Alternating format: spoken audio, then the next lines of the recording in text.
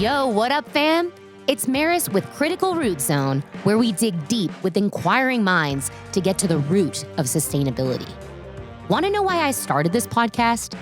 My belief that a positive, sustainable climate is critical to me and you, and all that we love and enjoy about our planet. I want to learn more about the problems we face on a daily basis, and why they seem like we have no control over them, because I believe we do. My guests will range from all walks of life.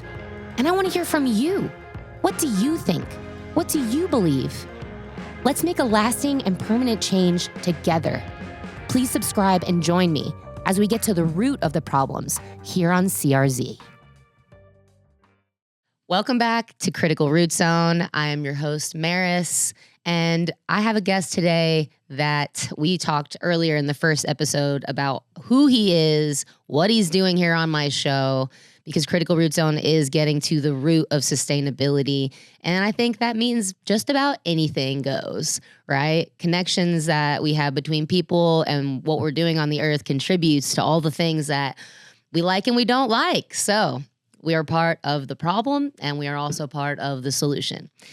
This episode is dedicated to learning about what Cameron does in Memphis with his incredible team at Ounce of Hope. And we're just going to jump right in. So welcome back, Cam. Hey, thanks. Yeah. Happy to be here. Yeah, I am too. And we're going to talk about aquaponic farming.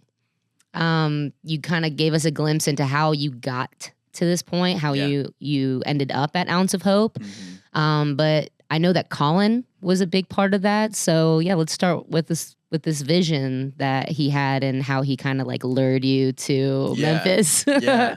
Colin is our CEO, and he had the original vision for Ounce of Hope. And it is a very interesting meeting of minds because his vision was business driven, scalability, profitability, all this stuff. So Colin wanted to be sustainable and wanted to have a regenerative style farm, but didn't know any of the pieces and parts on how to get there. But he's a venture capitalist. He's an entrepreneur. He's had many successful endeavors and has a huge group of support around him. And so he knew he could do it. Even not knowing a thing about it, he knew he could do it. And he just had to build the right team to make it happen. And so I sort of inherit this mindset from him of we don't always know where we're going, but we know we can get anything we want. We can go anywhere we want. We can achieve any goal we set. We just have to push and set up the right situations to happen. So from him talking to me over the phone, being a complete country apart from each other, we were able to connect, and just him describing his vision, I was immediately enamored, and I knew that this was something I could not pass up. I was job searching in Oregon, but I was not planning to move. And when I was presented with the opportunity, it was no ifs, ands, or buts. It was yes. How do I do this? When do I move? And so that was, 2017. Colin and I met over the phone for the first time in November. And then 2018, I was moving in February. And packed all my stuff and moved across the country and moved to Memphis. So yeah. That's my style. I did that when I moved to Nashville. I was like, I don't really know. I have this calling. I have a friend. I have a connection. Mm-hmm. My heart is telling me to go. So I'm just going to pack up all my shit and go. Yeah. And you just take a chance, and that's what you did. So, and also I did a little research on the website. Colin actually got interested in cannabis because of his mom, right? Yeah. Yeah. Colin's mom had a myriad of health issues, and throughout parts of his life, he was her caretaker, for one reason or another. So he would be trying to live his life and doing his thing, and then get called back to home and be her caretaker and come back to square one with her, taking care of the family. So through her series of illnesses and, him eventually having to he was trying to find alternatives to this massive amount of medications that she was on, to this tremendous amount of pain she was in. And he found these medical marijuana markets and started traveling to them, started learning from them, and it was very obvious to him that medical marijuana had to come to Louisiana. And again, it was one of those things where you stand in the face of all the obstacles in the world. Louisiana is probably the most corrupt state in the country, probably the most politically divergent. I mean, we have our own system of law in Louisiana. Everything is different. And no one likes cannabis there as far as the politicians. So he faced all the obstacles and went from, again, not knowing anything about it to being on the forefront of it and being the voice of change and being on the news and all of these things. So his company got into the second to last round of the licensing for the medical marijuana program, and they fought tooth and nail to even get to that point. Yeah. And kind of in the last moment, in classic Louisiana fashion, the deal was promised to him, and then it goes away overnight because the other company decides that they can offer a lot of money to promise that their deal will go better. So his company lost, and the Louisiana medical marijuana program was shelved for 5 years as this company that was awarded the license didn't do anything with it except sell it multiple times. So every acquisition that they're doing, they're making money, and then them as a company, they're going into debt. They're an out-of-state company, and the kind of just the wheels are falling off, but they're continuing to sell it because people see the need and people want to be a part of it, and they're kind of selling a dream at the same time. So Louisiana has a really messed up medical marijuana program to this day, and it's no surprise because the founding of it was so shady. Yeah, I mean, and this is a similar story. A friend of mine, you've met Frederick. He's got into or was interested in cannabis because family member, his mom was struggling. Also, it's medicinal, right? Yeah, like this plant is healing. It's not just to get fucked up. This is a plant that can do so many things. So it's really necessary that we keep it alive and we keep studying it to see what else it can do. So Colin got you to Memphis, and you guys got started. Yeah, we hit the ground running. Again, with Colin's mindset, how do we get cash flow? How do we get this brand moving? And so he already had this roadmap paved, and I had to come in and facilitate all these things to happen. So he knew that we needed a brand right off the bat. We needed a great name right off the bat. And we needed a store so that we could start to build cash flow and start to do a proof of concept for the brand. So we opened our first Ounce of Hope dispensary in Midtown in Memphis, and that's located on Cooper Street. And we opened that first, and it was a really small store, but we just were given this opportunity and jumped on it as far as the location and what that was going to look like. So we open this first store, we get the brand going, we start doing events, we start hiring, and again, I get that sort of passed down from Colin of like, we've got to have an epic team to reach these goals. We have to have passionate people that want to be here, that want to work with us, and that aspire to the same vision. We have to be aligned in the vision. Who they are, we don't know. Where they come from, we don't care. But they have to be aligned with our vision. And so I got to start interviewing and hiring people that I was going to be building this like future team of all-stars, essentially. Which, being a manager of a gym and doing all the hiring, like when you're creating the culture, that's a big deal. It's a big job and a big part of sustaining your company, right? You don't want people that are just coming in and out and just making a buck. Mm-hmm. You want to take care of them. You want to make sure they're taking care of you. And we talked all about that. And I love that culture. I actually never asked you where Ounce of Hope, the name, came from. It wasn't Colin's initial brand identity. It wasn't the initial name of the company, but it was very much one of those things where I think he was either it was a waking dream or he's laying in bed at night constantly thinking, how do I make this better? And it was just like an aha moment for him. I love the name. Mm-hmm. I love the name. I do too. It's really popular. It's funny. Sometimes we get, being in the Bible Belt, in Memphis, we get this almost connotation of some people think we're maybe a church or like affiliated somehow with the Lord or something. And we are, obviously. Cannabis, I was about to say. Cannabis is obviously Yeah, that. it is. Straight from heaven, baby. Yeah. But yeah, it's a great name, and it's taken us a far, it's taken us on a journey for sure. And it's funny how something like that can still, to this day, it's like part of the architecture of the company. How many people were on your first team?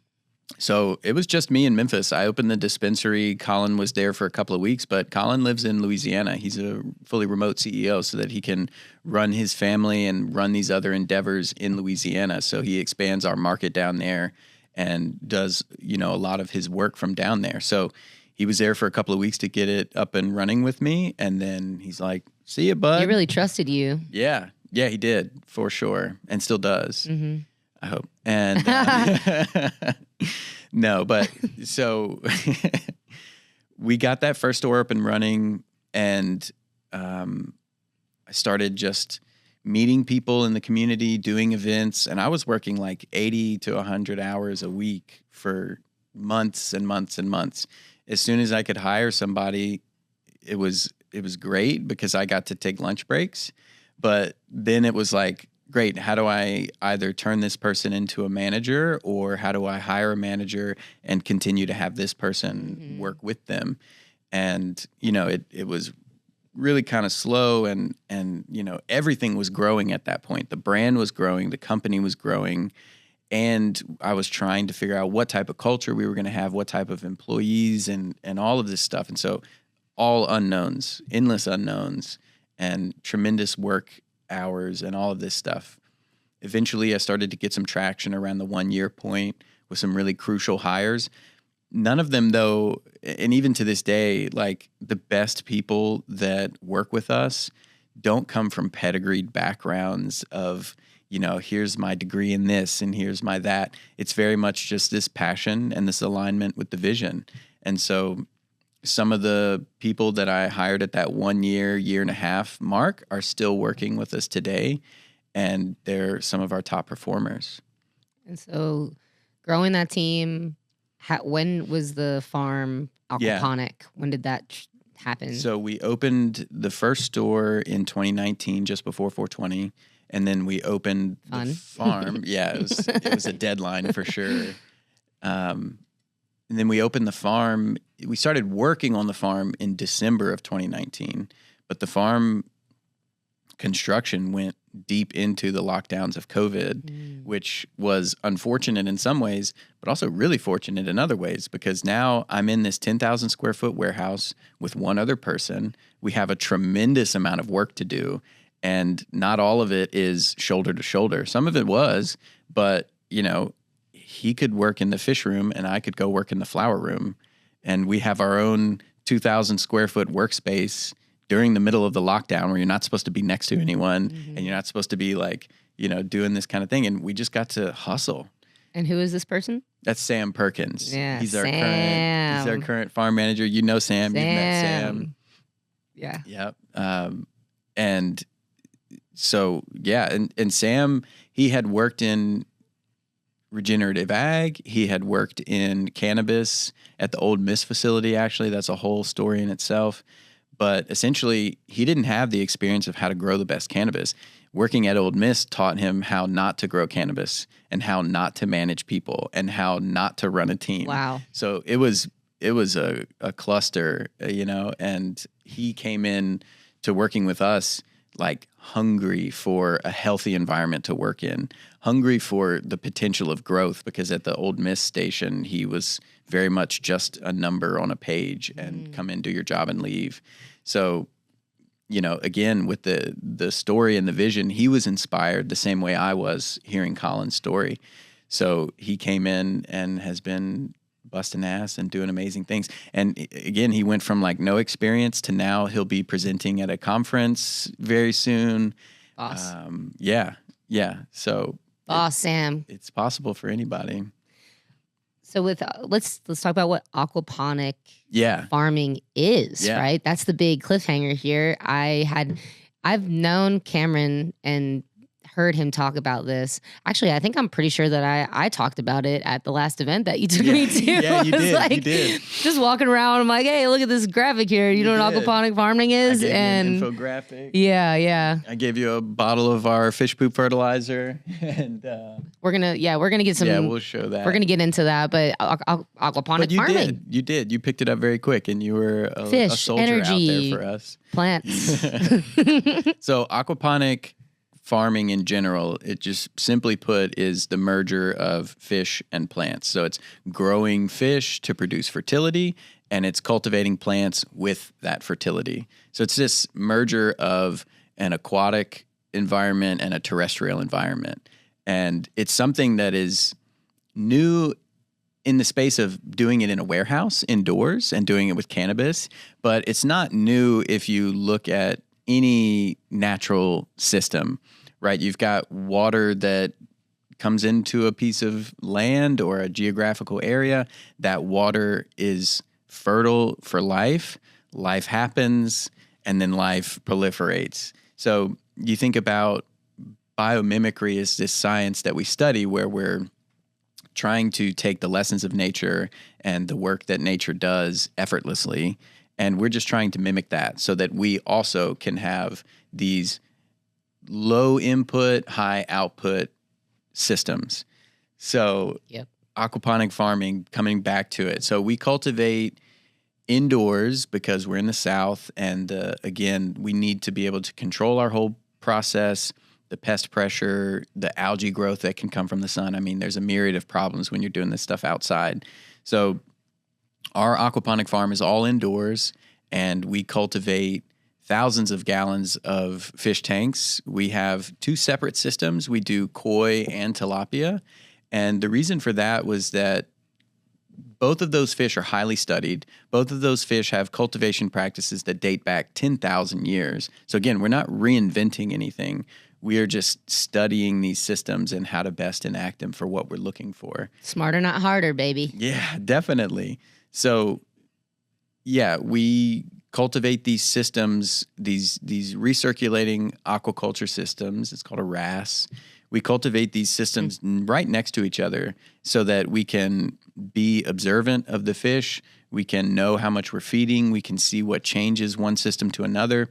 They're both in the same environment, so we know that the temperature is the same. We know that all these things are the same, so that when we're doing our tests and we're collecting our data, we get to do this side-by-side comparison between these two completely different species. Koi being much more on the ornamental side, and tilapia being a seafood market. So we've got these totally divergent systems, but they're doing the same thing side by side, and it's been a really great study for us. And you were telling me that there's that you use a decoupled process. Perfect. Yeah. So our system is decoupled, and it's a non-traditional aquaponic system. A traditional aquaponic system is coupled, which means that it's fully connected. So if you've got plants on one side and fish on the other side, their water is constantly recirculating and exchanging with each other, which again is the natural system. Plants in the water. Plants in the water. You've got the plants cleaning the water for the fish, and you've got the fish producing waste that feeds the plants. Right. So it's this interplay, and it's a balance. And those systems are great. They're highly productive. But the balance is the key there. And in order to balance them, you have to feed the right amount for the plants to uptake. If you feed more, everything goes out of whack. If you don't feed enough, everything goes out of whack.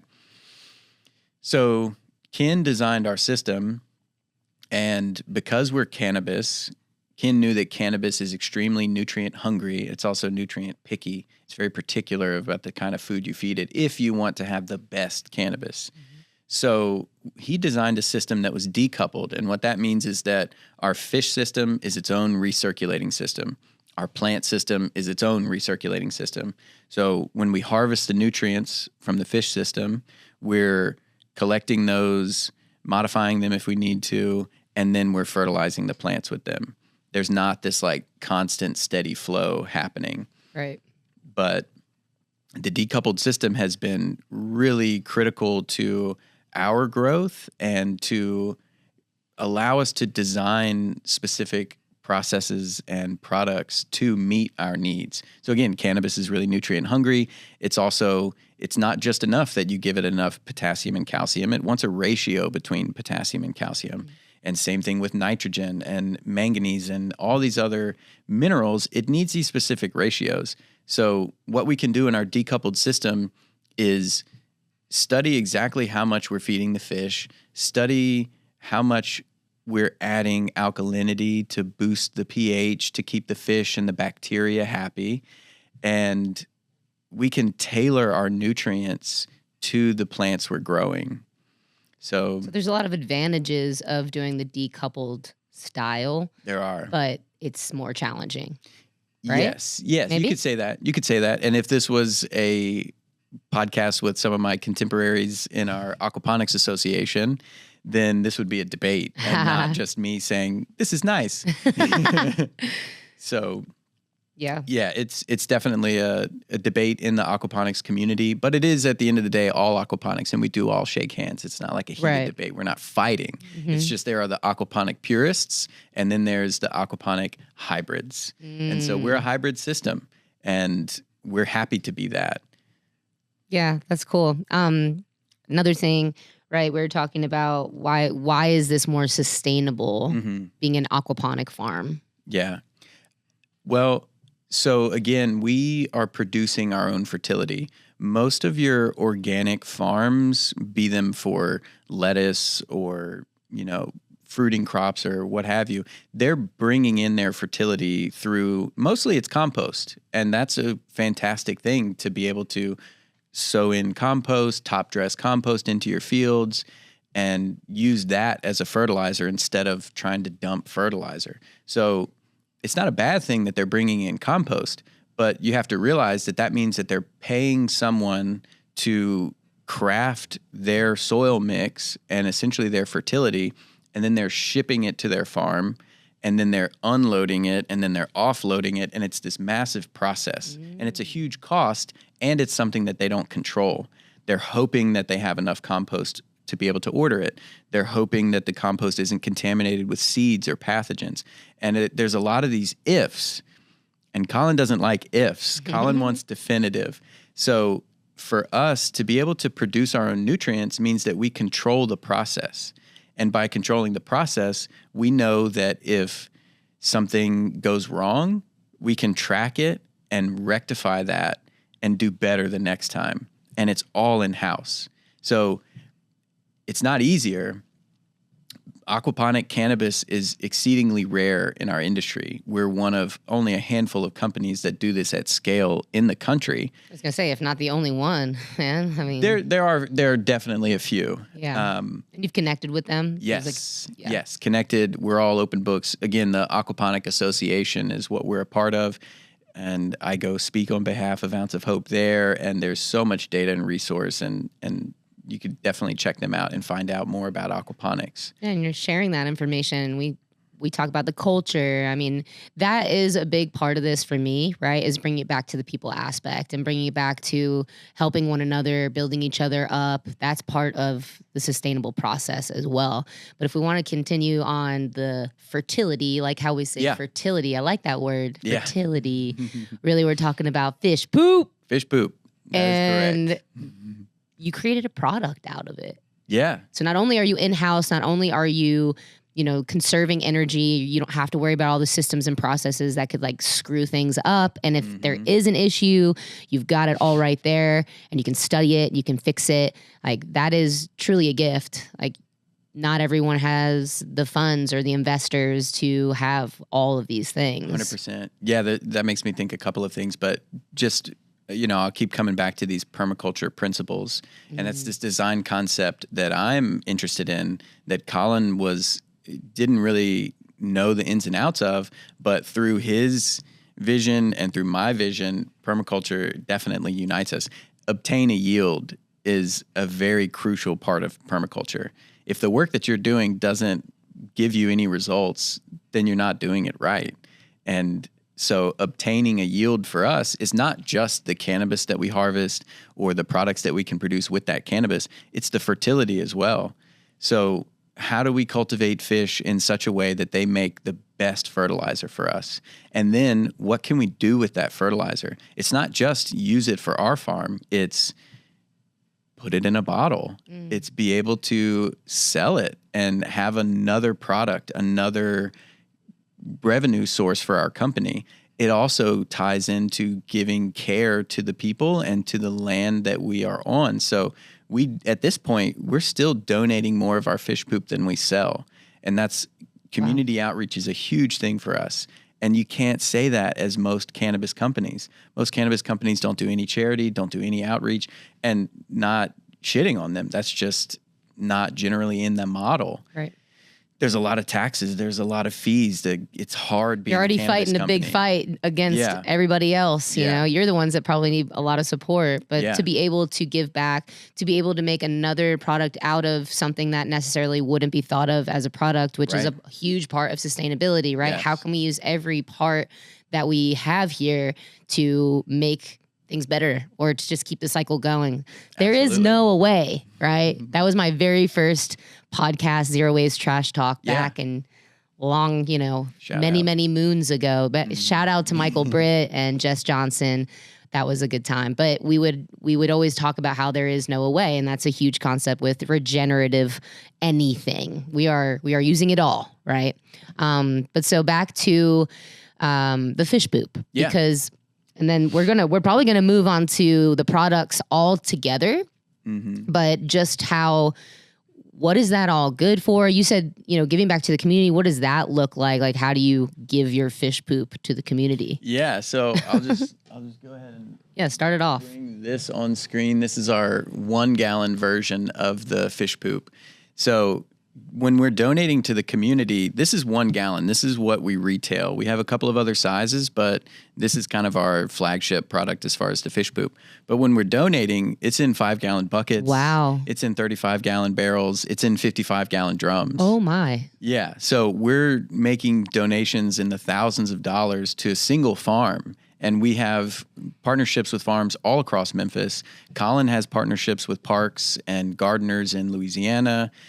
I mean, you and I took a business trip to North Carolina, and we're able to donate fish poop to a couple of farms in North Carolina. And it is amazing to be able to share this. If I can say that alone, just to be a farmer and a grower and to be able to support other farmers and growers is fantastic. So although Ounce of Hope is a cannabis company, we're growing thousands of pounds of food a year through our fertility program. Wow. And some of these farms that sign up with us never pay us a dime. We will donate to them as much as they need to grow as much as they can because they're a community garden.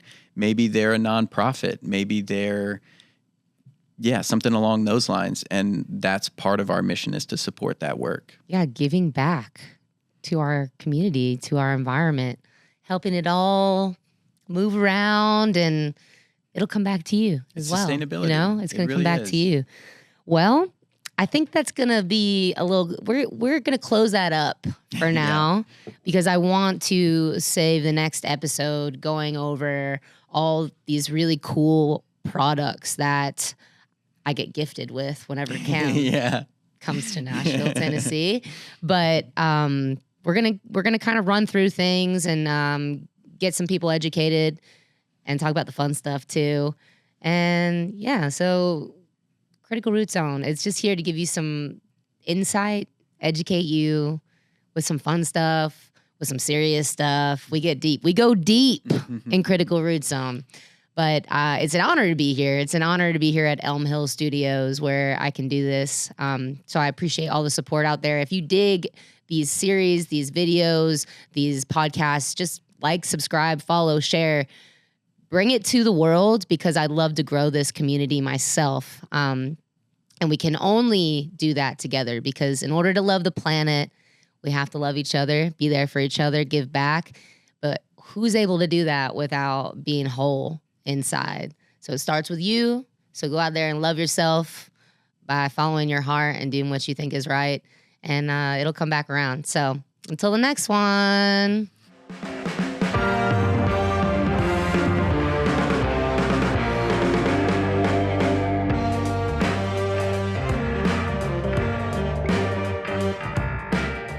thank you for listening to Critical Root Zone. If you'd like to reach out, email us at criticalrootzone@gmail.com.